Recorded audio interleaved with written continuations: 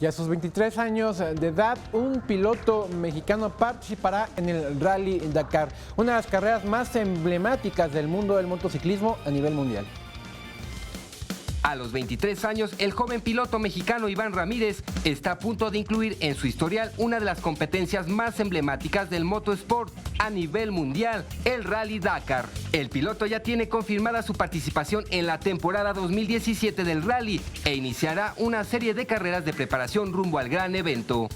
El próximo mes, Iván participará de 2 competencias, el Rally de Marruecos del 1 al 7 de octubre y los 6 días de Enduro del ISDE en España del 11 al 16 de octubre. A lo largo de su carrera, Iván ha logrado forjar un nombre de respeto tanto en México como en Estados Unidos, países en donde se han centrado más sus triunfos. Uno de los logros más grandes realizados por el piloto es el Campeonato Nacional Hard and House 2015, convirtiéndolo en el primer mexicano en ganar el título.